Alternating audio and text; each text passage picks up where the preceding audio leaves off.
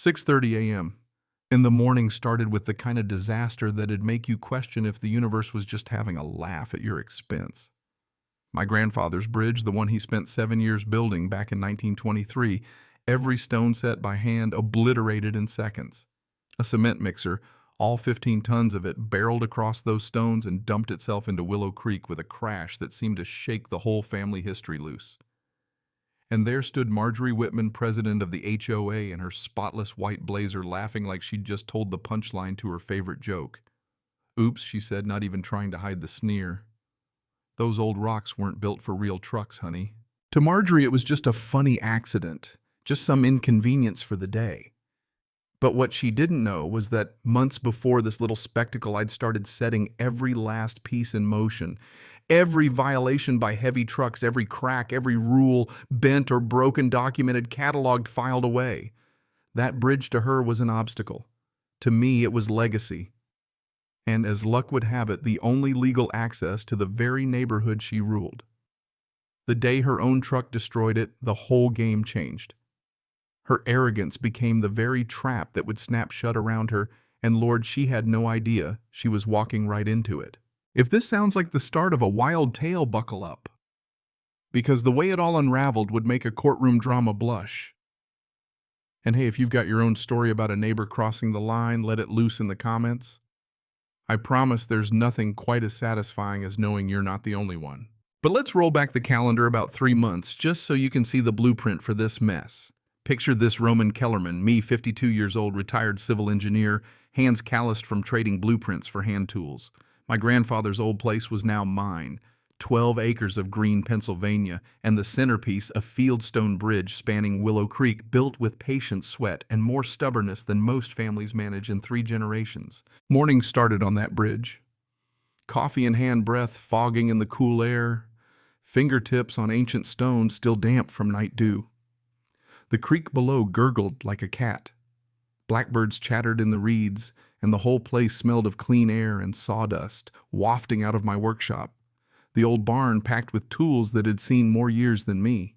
Grandfather spent 7 years laying those stones, each one hand-picked, each calculation scribbled by candlelight and slide rule. Maximum load 15 tons, enough for tractors, not monsters with spinning cement drums. His blueprints, soft oil stain nearly falling apart, still lived in my shop, next to his chisels, sharp and proud. And here's the key: this bridge, it was the only way onto my land, the rest all wetlands and mud. If someone wanted in, this bridge was it. No exceptions. That was until Hurricane Marjorie came blowing in. 60-something platinum bob eyes sharp enough to skin a fish. She showed up in a BMW that screamed entitlement with vanity plates just to make sure you didn't miss the point. Moved into Millbrook Heights, and like a tornado, immediately set herself up as HOA president, her whole campaign built on enhancing property values. Her first act, slapping me with a violation notice my grandfather's barn, she said had to be painted community-approved beige. Supposed to maintain the neighborhood aesthetic. I explained gently about heritage and history. Her response, showed up at my door next morning, blazer, perfect smile, cold as sleet. "Roman, some people just don't understand modern property values. Maybe you'd be happier somewhere more rustic." That word rustic, the way she said it, felt like an insult you'd need a vaccine for. Millbrook Heights, 47 homes. Most folks minding their business, enjoying retirement. Buying my custom tables and chairs, appreciating a little tradition. But Marjorie ruled the HOA board through backroom deals, legal threats, and enough social pressure to turn good folks silent. 3 neighbors had already been forced to sell, some for mailbox height, others for lawns that grew just a little too wild. The neighborhood was getting smaller and Marjorie's influence bigger. Agnes Bellamy, retired librarian, and my next-door neighbor warned me, don't trust her, Roman. The Rodriguez family, Tyler, Beth, and their twins sent quiet support but kept it private, scared of what public sympathy might cost them. But then Marjorie started circling my land with real estate investors, showing them around, waving her hand at my workshop with that look people give to things they can't wait to demolish. Her vision condos, where the apple orchard bloomed, executive homes where my shop stood. All she needed was for me to cave in. And that's when Derek Whitman showed up. her nephew muscle for hire owner of Pinnacle Construction. The HOA handed him the clubhouse contract, and Derek figured out that hauling cement over my bridge saved him a 20-minute trip. I'm out there mug in hand when I hear that first growl truck way over the limit tires grinding stone. I confront him, apron still dusted with walnut shavings. Private property weight limits posted. Derek barely looks up. Marjorie cleared it. Take it up with her. Watching those stones crack under his truck, the plan fell into place. This wasn't about construction. It was pressure.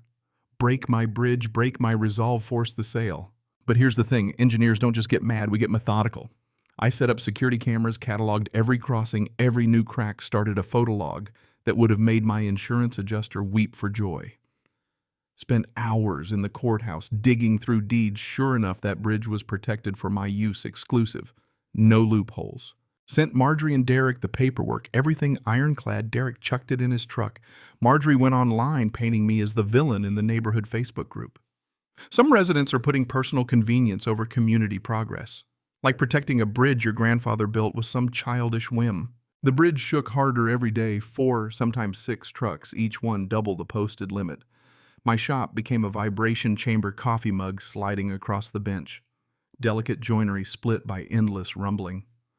A cherry bookcase I'd spent months on shook itself to pieces in front of me, but I kept my cool.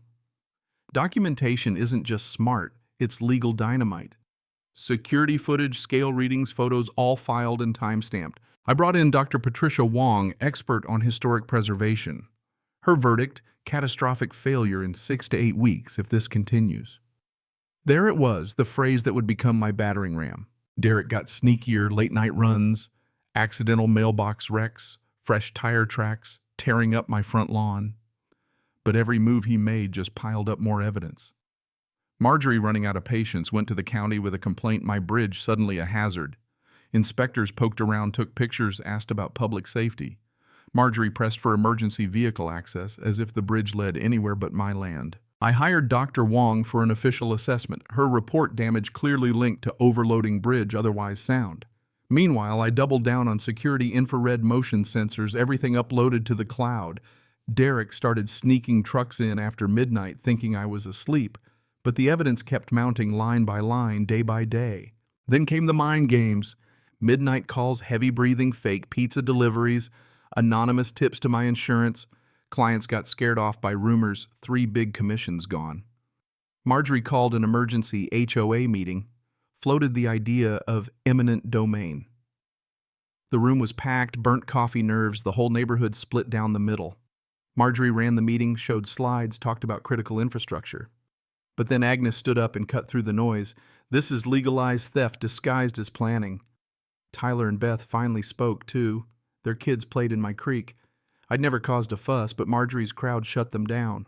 That night, unable to sleep, I combed county records until I struck gold, a 1923 permit long forgotten, confirming the bridge's deeper purpose utility corridor. Every wire pipe and cable into Millbrook Heights ran through that stonework. If the bridge failed, the whole community would go dark dry and cut off. Marjorie's big real estate scheme depended entirely on the bridge she'd tried to destroy. From there, the trap practically set itself. Filed for historic status, contacted every agency, environmental, transportation, legal. The evidence was a tidal wave. Every violation, every falsified log from Derek's trucks he'd been reporting 15 tons while hauling nearly 40 every environmental spill. All tied up waiting for the moment the bridge finally collapsed. That moment came with poetic timing, another overloaded mixer, another ignorant run, and the whole thing went down in a thunderous splash. Utilities to 47 homes gone. I called 911, and by the time the smoke cleared, my driveway looked like the set of a disaster movie. Derek standing chest deep in the creek concrete, hardening around his boots. Marjorie's BMW screeching in her face, cycling through every stage of panic. Reporters arrived, cameras rolling, neighbors gathering. I handed my evidence over to the authorities, weight logs, footage, damage reports, legal notices. Inspector Bradley flipped through my files, shaking his head. County Commissioner Patricia Haynes announced the cost of fixing everything astronomical. Marjorie's real estate empire drowned in Willow Creek along with Derek's mixer. Her Phase 2 project dead, And then came the aftermath. Derek arrested his business and ruins trucks auctioned for cleanup costs. Marjorie bankrupt, her real estate license gone 18 months in prison for fraud.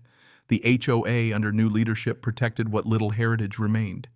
My bridge rebuilt my business, thriving neighbors who once whispered, now coming over for coffee, their kids playing on the old mixer, a monument to arrogance. Here's what stuck: preparation matters. In a world where power thinks it can trample over history, over decency, over quiet lives, the only real shield is persistence, documentation, and the courage to stand your ground.